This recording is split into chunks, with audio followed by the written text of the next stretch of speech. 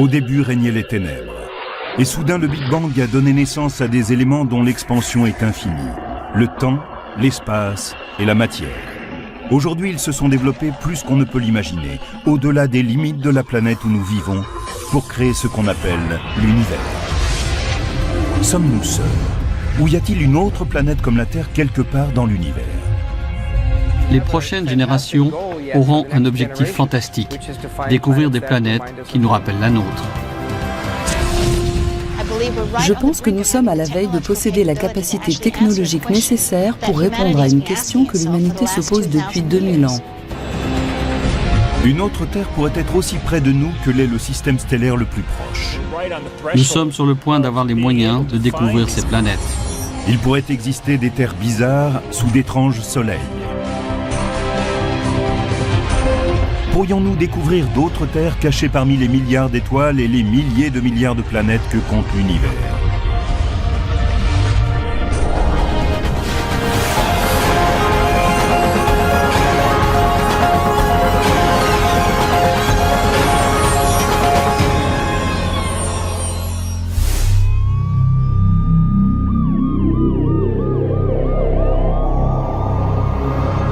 Existe-t-il quelque part dans l'univers une autre Terre?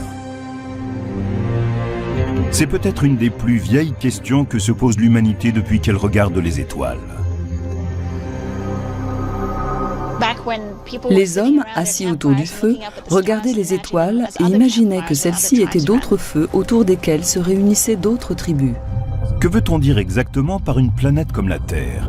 Qu'elle puisse abriter des formes de vie comme celles que nous connaissons. En résumé, la vie a besoin de 3 éléments de base pour exister.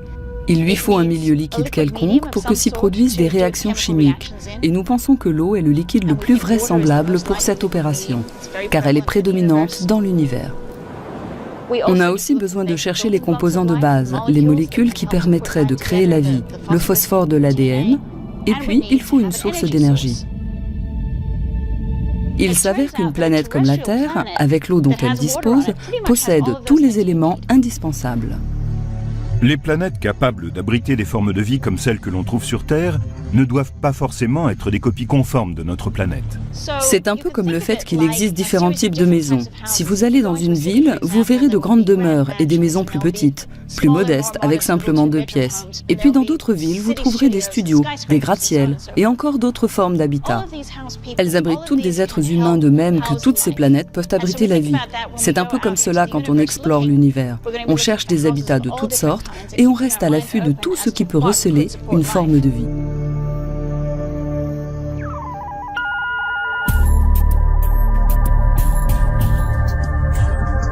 Les astronomes ont découvert plus de 300 exoplanètes, des planètes en dehors du système solaire. La grande majorité sont des géantes gazeuses, plus faciles à trouver que les petites planètes comme notre Terre. Pour construire des instruments aptes à analyser des planètes comme la Terre, nous devons anticiper quelles seraient les substances chimiques de leur atmosphère. C'est pour cela que nous avons besoin de théories et de modèles. Victoria Meadows travaille dans la modélisation des planètes. Elle dirige le Virtual Planet Laboratory, le laboratoire des planètes virtuelles, à l'Université de Washington-Seattle. Ce groupe dispersé dans les institutions des 4 coins du pays construit des mondes susceptibles d'exister dans les zones inexplorées de l'univers. Le Virtual Planet Laboratory nous permet d'élaborer une simulation des planètes présentes dans l'espace, ainsi que de leur environnement, avant qu'on les découvre. Ainsi, nous pouvons explorer leurs caractéristiques. Dans ce laboratoire, on peut construire des planètes fantastiques, comme le fait un romancier de science-fiction, mais avec un super ordinateur à la place du stylo. On prend un objet semblable à la Terre, on élimine le Soleil et on le remplace par une étoile de taille et de température différentes. Au VPL, nous avons modélisé des planètes qui sont à l'origine semblables à la Terre. Et nous les avons placées autour d'étoiles plus chaudes, diffusant plus de rayons UV que notre Soleil, par exemple. La modélisation permet d'obtenir d'autres terres étranges, couvertes de plantes rouges vifs, oranges, ou même noires comme de l'encre. La photosynthèse varie énormément selon la lumière de l'étoile qui brille à proximité. Sur des planètes situées autour d'étoiles F, par exemple, où la lumière est plus bleue, les plantes auront tendance à absorber plus de lumière bleue. Et du coup, les plantes devraient davantage refléter la lumière rouge, orange et jaune, et apparaître ainsi à nos yeux. Dans un monde qui tourne autour d'étoiles moins lumineuses, les plantes changeraient de couleur pour utiliser chaque parcelle de l'énergie qu'elles reçoivent. Si l'on se tourne vers des étoiles M plus froides que le Soleil, les plantes des mondes avoisinants pourraient en fait être noires, car elles voudraient absorber autant de lumière que possible afin d'opérer la photosynthèse. Ensuite, viennent les planètes qui seraient des mondes aquatiques. On aurait une Terre tournant autour d'une étoile de type M qui la frapperait en permanence de radiations mortelles. Et comment la vie s'en sort-elle à la surface de cette planète? Est-il possible d'y trouver des formes de vie alors qu'on a une étoile enflammée de type M à proximité? Il s'avère que l'on peut vivre alors à 9 mètres sous l'eau, échapper ainsi aux pires embrasements et en même temps avoir encore assez de lumière pour pouvoir effectuer une photosynthèse et survivre.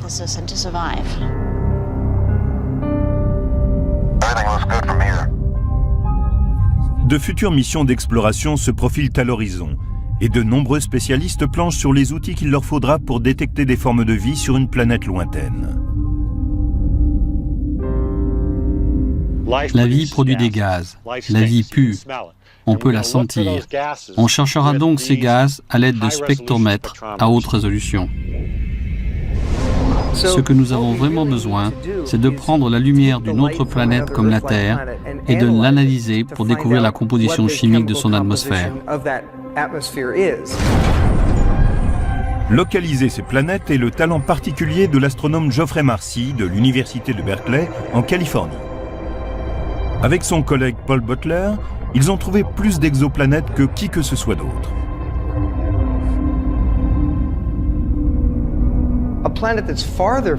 Une planète plus éloignée de son étoile haute serait très froide.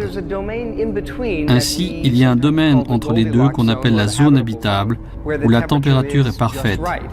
J'entends par là qu'elle est tempérée, si bien que l'eau peut s'y trouver sous forme liquide. Et bien sûr, cette eau liquide est un préalable à toute forme de vie.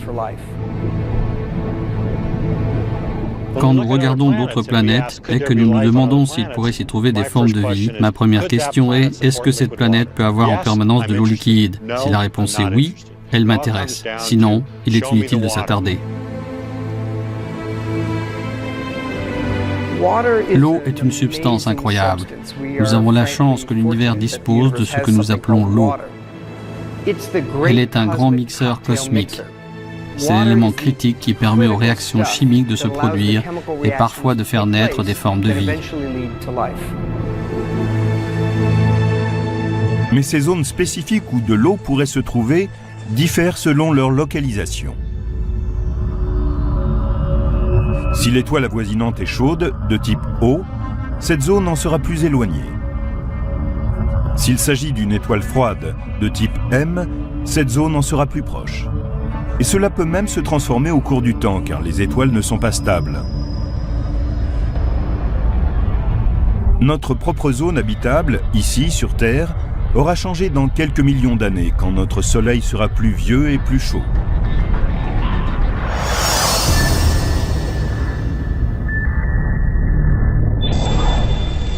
La technologie actuelle ne permet pas de photographier des exoplanètes lointaines. Les astronomes se servent d'une étoile du système solaire comme d'une sorte d'intermédiaire pour atteindre une planète, puisqu'elles ont toutes deux été formées à partir du même disque de matériaux planétaires. Comment savons-nous de quoi est faite une étoile? On ne peut pas y aller pour relever des échantillons, tout fondrait. L'astronome Wesley Traub dirige les recherches du GPL de la NASA en vue de fournir la nouvelle génération d'outils qui permettront d'observer les planètes en dehors du système solaire. Nous effectuons des observations, puis nous scindons la lumière en plusieurs couleurs. Cela a déjà été fait par Newton il y a plusieurs siècles. Il a découvert que si l'on plaçait un prisme dans un rayon de lumière solaire, elle se dispersait en bleu, vert et rouge. En regardant ensuite ces différentes couleurs, on découvre soudain quelque chose d'étonnant. Certaines parties sont exemptes de toute couleur. Ces couleurs absentes sont une empreinte des éléments constituant l'étoile que l'on est en train de regarder. Avec la technologie actuelle, nous ne pouvons pas voir directement le spectre d'une planète extrasolaire. Mais peut-être des instruments plus puissants nous le permettront-ils.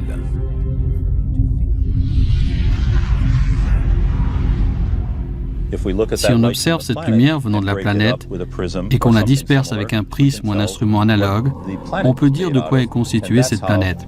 C'est ainsi que nous savons si elle possède de l'oxygène, comme notre atmosphère, si son atmosphère contient de la vapeur d'eau, de l'ozone, du dioxyde de carbone et de l'oxyde d'azote. Et rien dans l'univers ne demeure fixe avec le temps. Quand notre Terre s'est formée il y a 4,5 millions d'années, son atmosphère était très différente de ce qu'elle est aujourd'hui. Victoria Meadows et son équipe ont pour objectif d'anticiper et d'élaborer des modèles d'autres planètes semblables à la Terre. Il serait un peu irréfléchi de ne rechercher que des planètes riches en oxygène et au même stade de développement que nous. En effet, quand on cherche des mondes habitables, ils peuvent être extrêmement différents. Il peut y en avoir de toutes sortes.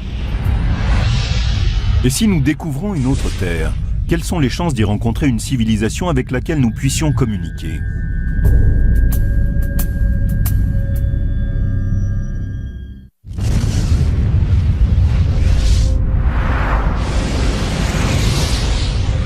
Combien de civilisations intelligentes pourraient exister sur d'autres terres dans l'univers ? Combien y a-t-il d'étoiles? Combien possèdent-elles de planètes? Combien de ces planètes en sont assez proches pour avoir de l'eau? C'est un problème que les astronomes Carl Sagan et Frank Drake ont soulevé il y a des décennies. Drake a établi une équation selon laquelle il pourrait exister plus d'1 million de civilisations rien que dans notre Voie lactée. L'équation de Drake est une série de nombres, une proposition mathématique qui tente de déterminer les facteurs nécessaires si l'on veut estimer précisément le nombre de civilisations intelligentes dans notre galaxie.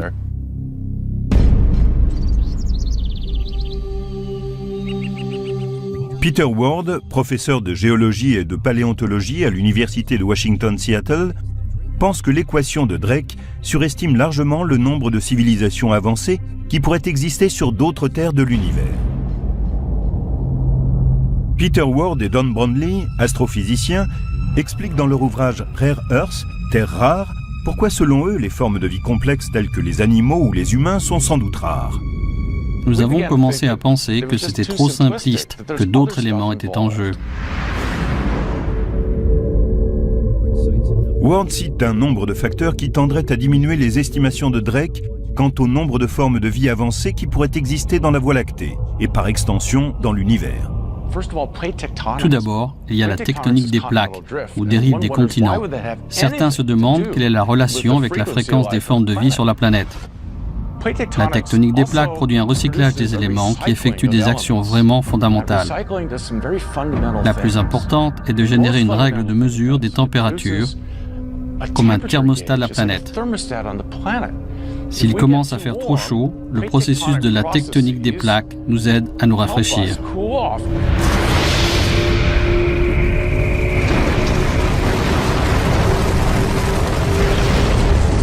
Ensuite, il y a la présence de métal sur la planète. En second lieu, si on veut être une civilisation intelligente, il vaut mieux avoir du métal. Il est difficile de trouver du métal sur une planète comme Mars ou Vénus. Mais la tectonique des plaques fait tout pivoter, provoque des failles et les métaux lourds remontent.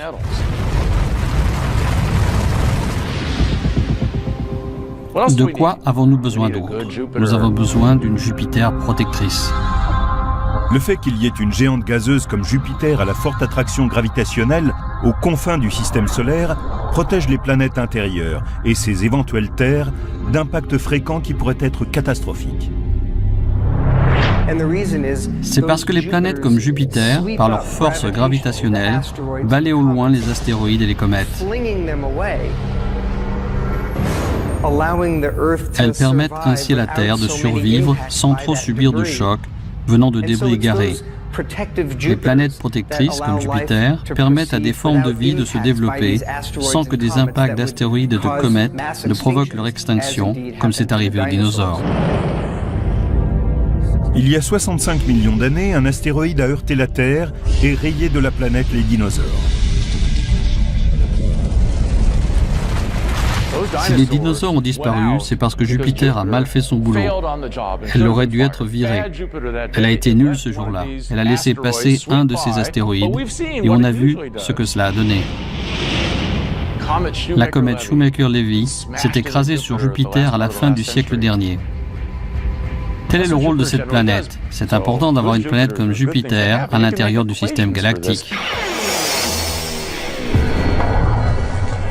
La plupart des astrophysiciens concentrent leurs efforts dans la recherche de mondes situés dans la zone habitable, autour d'une étoile.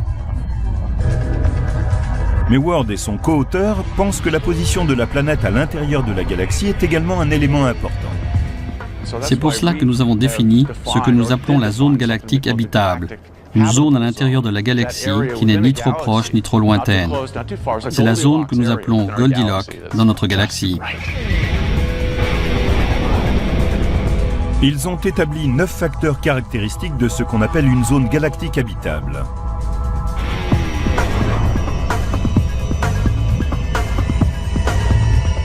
La position de la Terre dans la Voie lactée a été prise en compte. Elle est à l'écart des étoiles à neutrons mortels, des trous noirs et des funestes sursauts gamma.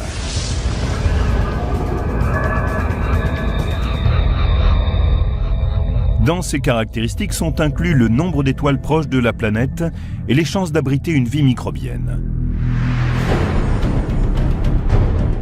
On a même estimé la fréquence à laquelle les planètes pourraient avoir vu leur vie s'éteindre. La Terre elle-même a peut-être frôlé la catastrophe en 1998. Une étoile de forte densité, appelée un magnétar, a rejeté un sursaut gamma mortel et libéré en 0,2 de seconde autant d'énergie que le Soleil en émettra au cours des 100 000 prochaines années. Par chance, ce magnétar était situé à 20 000 années-lumière de la Terre. Il y a une question à se poser. Que se serait-il passé si ce magnétar s'était trouvé non pas à 20 000 années-lumière de la Terre, mais à 10 000? S'est-il déjà produit un événement à quelques centaines d'années-lumière seulement? Dans ce cas, de nouveaux calculs suggèrent que cela pourrait déséquilibrer notre atmosphère en une seule explosion. Et ensuite, je ne peux plus respirer.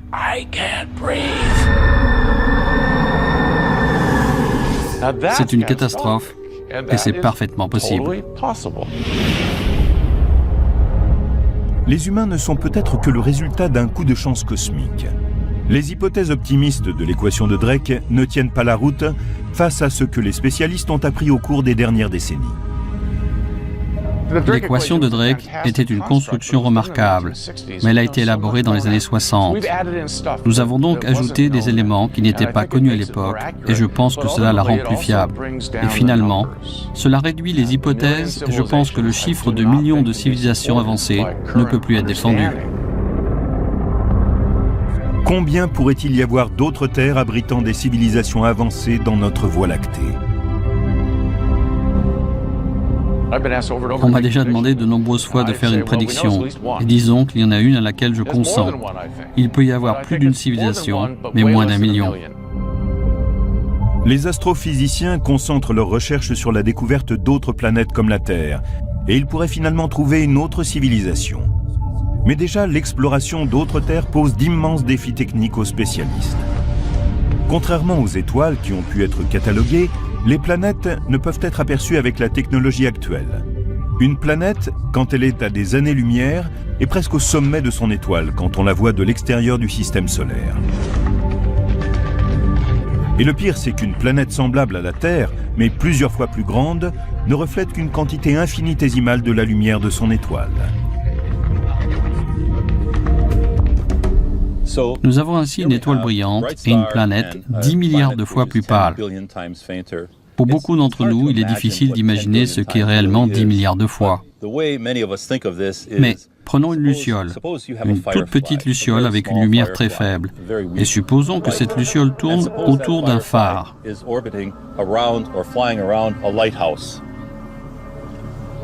Maintenant, on va essayer de regarder cette luciole en train de voler autour du phare à 3000 années-lumière de là. Voilà à quoi cela ressemble. En admettant qu'on ait trouvé la tâche que représente la luciole, il faut ensuite imaginer ce qu'elle respire en analysant le gaz qu'elle exhale. C'est le genre de défi auquel fait face un astrophysicien qui doit d'abord trouver une planète et ensuite imaginer l'atmosphère de cet objet semblable à la Terre. Les spécialistes ont toutefois conçu des façons indirectes de découvrir des planètes extrasolaires.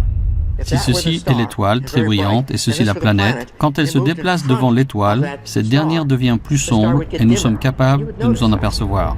C'est ce qu'on appelle la méthode du transit, qui permet de découvrir une planète en observant son trajet ou transit par rapport à une étoile lointaine. Le volume de lumière qu'elle bloque en passant devant l'étoile nous indique la taille de la planète. Nous utilisons cette méthode pour comprendre s'il s'agit d'une petite planète comme Mercure, d'une planète comme la Terre ou d'une géante comme Jupiter. Et nous utilisons la période orbitale et la température de l'étoile pour déterminer s'il s'agit d'une zone habitable. La période orbitale est le temps que prend une planète pour faire le tour de son étoile. Elle va son chemin, revient une année plus tard et continue ainsi. Quand cette période est combinée au type et à la taille de l'étoile, cela indique aux spécialistes si les planètes découvertes sont potentiellement dans une zone habitable.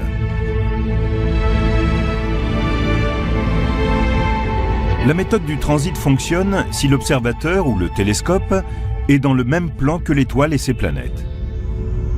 Mais si l'on est au-dessus ou au-dessous du système, on utilise une autre technique, la vélocité radiale.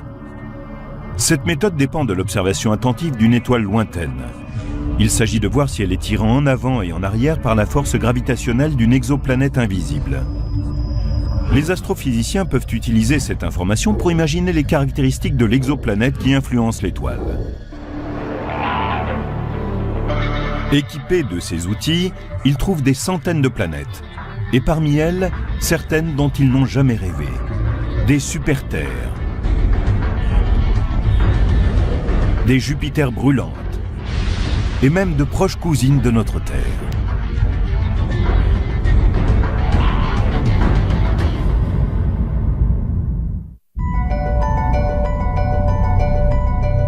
Au cours de cette recherche de planètes de type terrestre, parmi les milliards d'étoiles que compte l'univers, les astronomes ont trouvé une relation entre la composition d'une étoile et la probabilité qu'elle ait des planètes autour d'elle. Certaines étoiles sont constituées d'éléments lourds comme le fer, le nickel ou le silicone, et ce pour une bonne raison. Elles se sont formées à partir de nuages moléculaires de la Voie lactée qui se sont effondrés pour former une étoile. Dans ce processus, elles ont laissé autour d'elles de la matière placentaire qui s'est parfois coagulée en planètes. Il est évident que les étoiles qui comprennent beaucoup d'éléments lourds formeront des planètes qui en prendront également en quantité. La proportion d'éléments lourds dans une étoile est appelée sa métallicité, ce qui ne signifie pas forcément qu'elle contient beaucoup de métal au sens habituel. Pour un astrophysicien, un métal est tout élément plus lourd que l'hydrogène ou l'hélium. De ce fait, le lithium est un métal, le soufre est un métal, le chlore est un métal, et pas seulement le fer, l'or ou l'argent.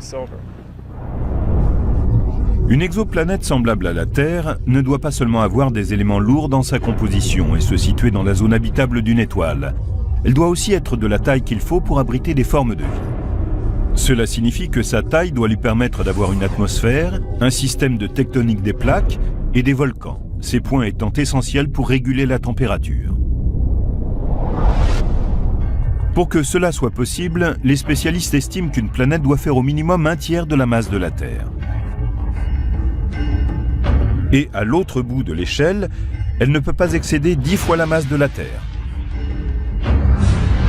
Ce n'est qu'au cours de la dernière décennie que l'existence d'exoplanètes est passée de la théorie à la réalité.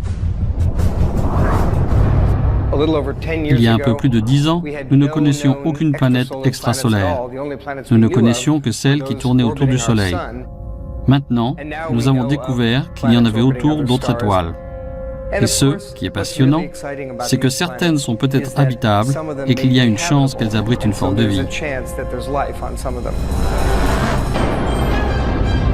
Parmi les centaines d'exoplanètes déjà découvertes, certaines pourraient ne pas avoir le profil familier de celles du système solaire. Nous avons trouvé d'étranges Jupiters qui orbitent très près de leur étoile. Ce sont des torches brûlantes et ces planètes arrivent sans aucun doute près de leur étoile en migrant vers l'intérieur.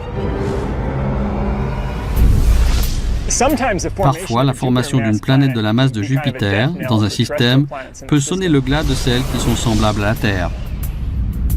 Mais si nous avions eu la malchance d'avoir une Jupiter de ce genre dans notre système solaire?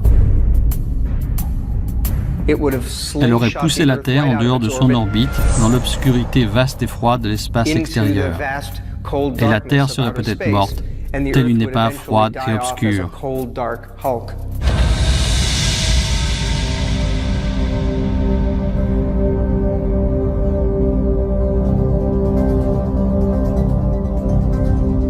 Plus de 300 exoplanètes ont été repérées et on en découvre constamment. Mais la majorité ne sont que de monstrueuses géantes gazeuses énormes qui ont peu de chances d'être semblables à la Terre. Dans la constellation de Pégase, à environ 50 années-lumière de la Terre, se situe la planète 51 Pégasi b. Cette géante gazeuse est aussi grande que Jupiter, mais comme elle orbite beaucoup plus près de son étoile, elle est la première à avoir été découverte en dehors de notre système solaire. Elle fait le tour de son étoile en 4 jours seulement.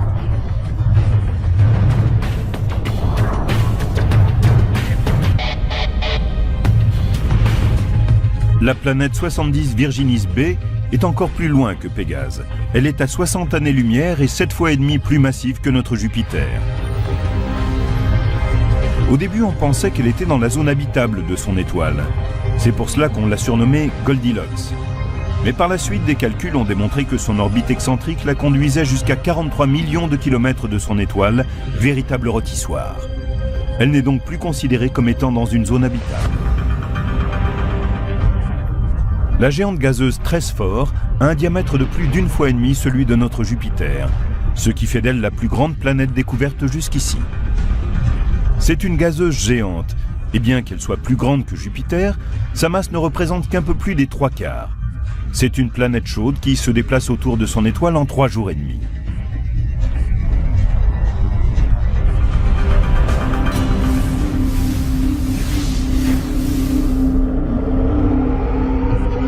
Les astrophysiciens n'ont pas découvert de planètes comme la Terre en dehors de notre système solaire, parce qu'ils ne sont toujours pas en mesure de détecter des planètes rocheuses relativement petites comme elle. La technologie n'est pas encore au point. Mais ils ont eu plus de chance en ce qui concerne les super-terres. En réalité, on a pu découvrir des planètes susceptibles de se trouver dans une zone habitable autour d'autres étoiles. Il y a un exemple classique, c'est la planète Gliese 581c. Le système de Gliese 581 est situé à environ 20,5 années-lumière de la Terre, dans la constellation de la Balance. Gliese 581 fait 5 fois la masse de notre Terre. On avait quelque espoir qu'elle soit la première planète semblable à la Terre découverte dans la zone habitable d'une étoile, mais cela s'est révélé faux. Elle ne correspond pas tout à fait aux critères. Au lieu d'être une super-Terre, ce serait une super-Vénus. Elle serait comme notre Vénus, mais plus chaude, avec une température possible de 600 degrés. Et elle serait également plus massive que Vénus. Mais Gliese 581c a une parente un peu plus lointaine et plus froide. C'est Gliese 581d. Celle-ci est localisée aux confins de la zone habitable, là où il fait plus froid. Quand on la regarde au début, on se dit qu'elle est un peu trop froide, mais il s'avère que si la planète possédait suffisamment de gaz à effet de serre, elle pourrait être assez chaude.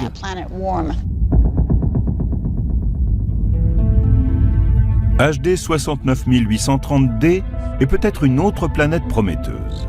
Elle fait 17 fois la taille de la Terre et se trouve à environ 42 années-lumière de notre système solaire, dans la constellation de la Poupe. HD 69830d est une planète où la vie pourrait apparaître parce qu'elle possède à peu près la bonne température.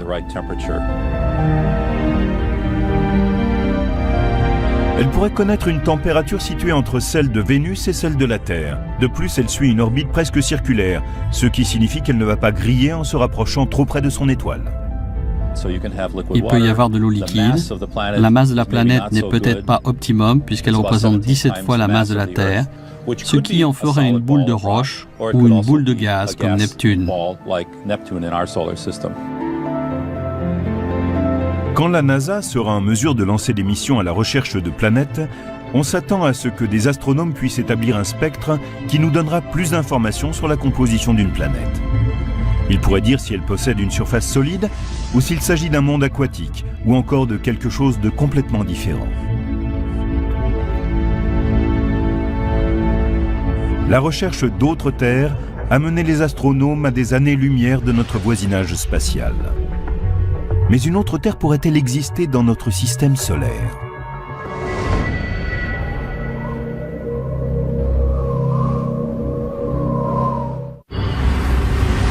Tandis que les astronomes regardent les systèmes stellaires, qui sont à des années-lumière, dans l'espoir de trouver une autre planète bleue, d'autres terres sont peut-être plus proches que cela.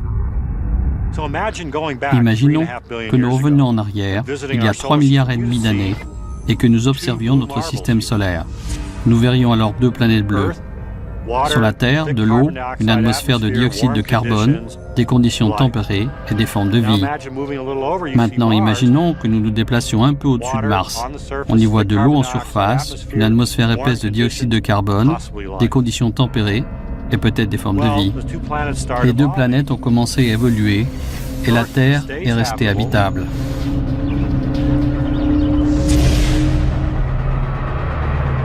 Mais pas Mars.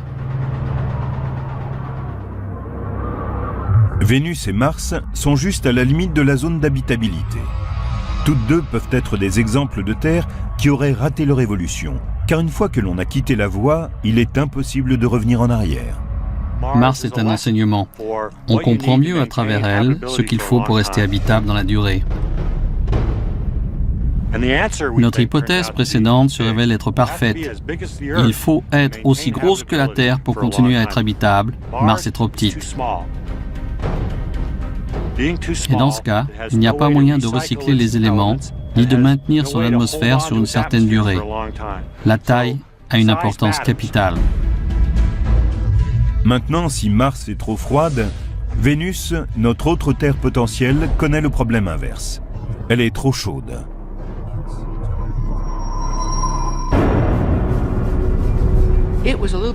Elle était un peu trop près de son étoile, du Soleil, donc elle est devenue chaude, elle l'est restée. Tous les éléments, comme le dioxyde de carbone ou le CO2, qui ont permis la formation de la Terre, ont présidé à celle de Vénus. Mais sur Terre, ils ont été incorporés à la roche. Sur Vénus, ils sont restés dans l'atmosphère. Or, cette dernière provoque un réchauffement global de plusieurs degrés. La lumière solaire arrive et ne repart pas. La planète est comme l'intérieur d'un four à pizza. Vénus n'a pas réussi parce qu'elle était trop proche de son étoile. Elle n'est pas née au bon endroit et Mars n'avait pas la bonne taille. Tout cela est très intéressant. Nous avons Vénus, la Terre et Mars. Vénus est au mauvais endroit. Mars n'a pas la bonne taille et la Terre, elle, est au bon endroit et à la taille qu'il faut. Si nos voisines immédiates dans le système solaire n'offrent pas toutes les garanties pour être semblables à la Terre, notre plus proche voisine galactique, Alpha du Centaure, pourrait cacher une planète qui posséderait tous les critères exigés. Elle se situe à un peu plus de 4 années-lumière. À l'échelle cosmique, c'est la porte à côté. Il y a de bonnes chances pour que des planètes comme la Terre tournent autour d'une ou 2 étoiles d'Alpha du Centaure. Greg Loeffling a conçu un modèle informatique pour démontrer que des planètes de type terrestre devraient exister dans ce système. Il y a un certain nombre de raisons pour lesquelles Alpha du Centaure est l'étoile idéale, si l'on veut traquer les planètes de type terrestre. Elle est proche, elle comprend 2 étoiles comme le Soleil, elle possède une quantité d'éléments lourds qui interviennent dans la construction des planètes. À quelle distance de la Terre Alpha du Centaure se situe-t-elle? Imaginons d'abord que l'on rétrécisse le Soleil à la taille d'un grain de sable. Un grain de sable est sans doute le plus petit objet que l'on puisse voir à l'œil nu, et que l'on puisse sentir du bout des doigts. Si l'on considère que le Soleil est de la taille d'un grain de sable, le système Alpha du Centaure est comme 3 grains de sable situés à 8 km. Maintenant, si on veut trouver un système similaire à Alpha du Centaure qui convienne à notre recherche, il faut aller au-delà de l'horizon.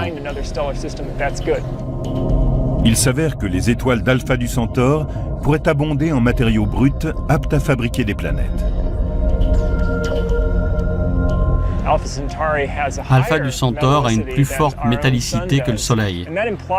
Donc la formation de planètes aurait pu s'y produire sans difficulté majeure.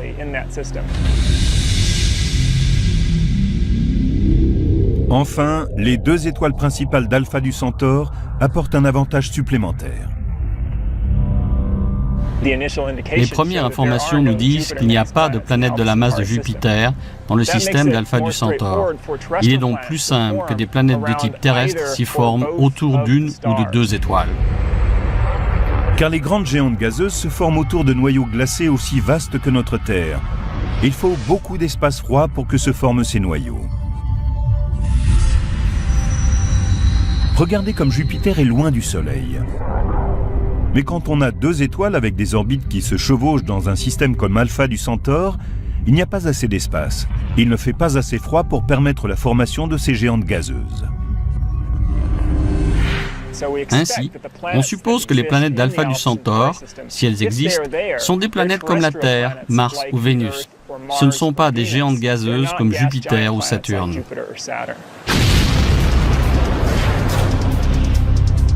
Et si nous pouvions enquêter sur le nombre de planètes comme la Terre qui existent dans notre partie de l'univers?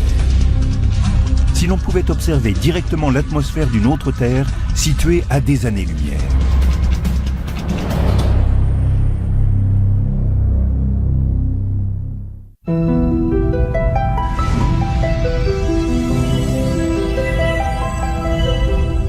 Pour découvrir une autre Terre, les astronomes doivent surmonter d'immenses défis techniques. Comment scruter une planète lointaine?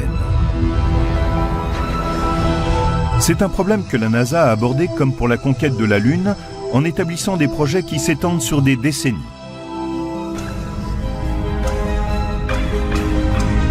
La première mission de recherche d'une exoplanète Kepler a été lancée en 2009. Ce projet de la NASA porte le nom du savant du XVIIe siècle, Johannes Kepler, qui découvrit les lois du mouvement des planètes.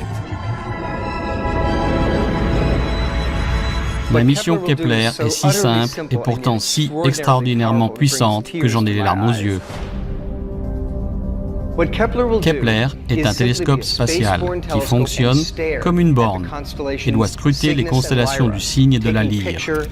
Il prend image sur image.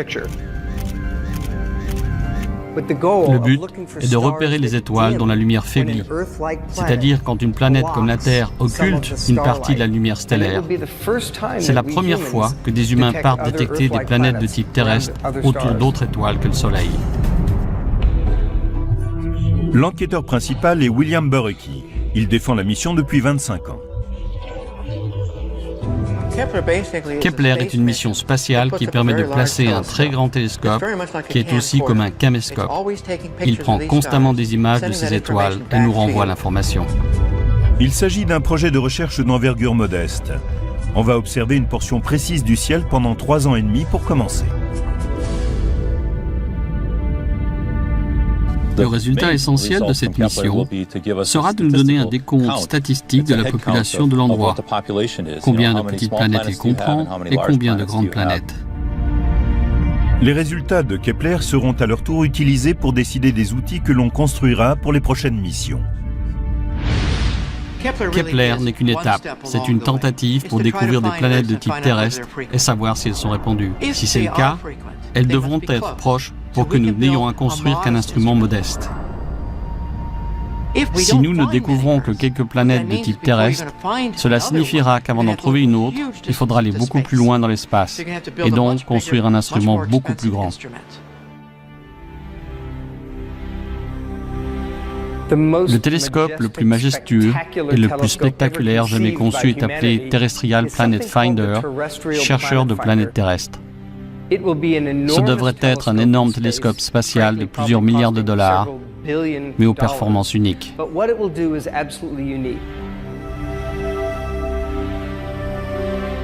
Il serait le premier télescope à prendre des images de planètes de type terrestre.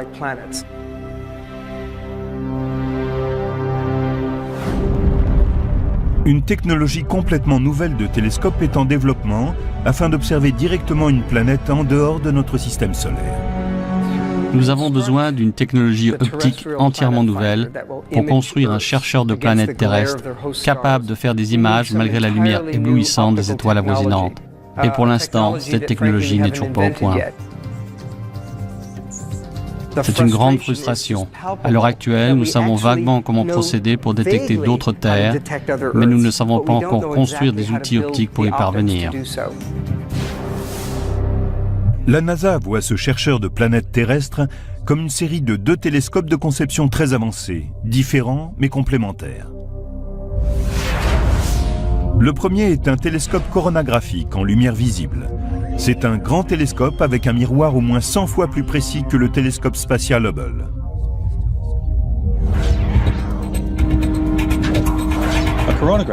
Un télescope coronographique est un télescope qui collecte la lumière d'une étoile et la concentre à l'autre bout, comme un télescope normal.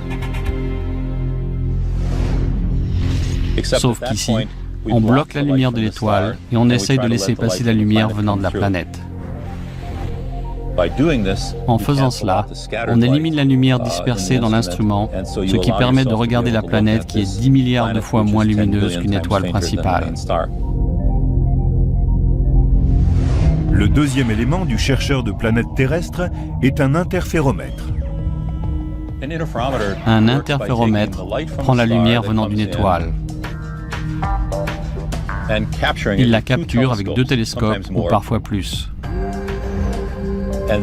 Et cette lumière combinée est traitée de façon à ce que la lumière de l'étoile disparaisse. Ce qui est bien, c'est qu'on peut alors regarder une planète qui est proche de l'étoile sans que la lumière de la planète disparaisse. C'est toute la magie de l'interféromètre. Pour pouvoir faire tout cela, il faut perfectionner la technologie des outils de contrôle et de commande et leur apporter une plus grande précision. Et ce travail peut prendre des années.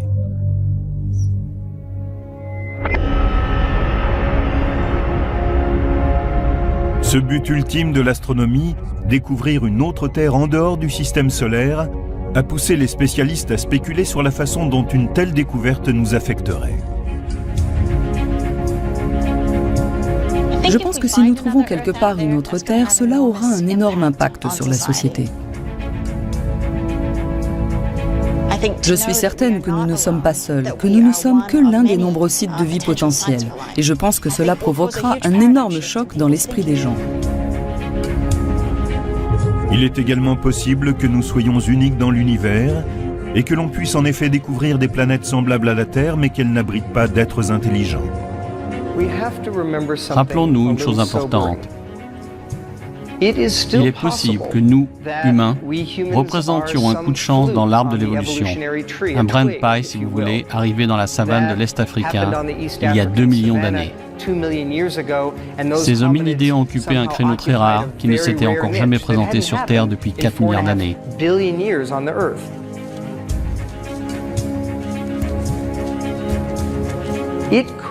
Et il se pourrait bien que nous soyons une singularité extraordinaire dans la Voie lactée. En fait, il se pourrait que le destin de notre espèce soit d'explorer la Voie lactée et que nous soyons la première de ce type. Dans ce cas, nous aurions pour mission de découvrir parmi les étoiles nos racines chimiques et biologiques. We have a TV picture now. Really looks beautiful.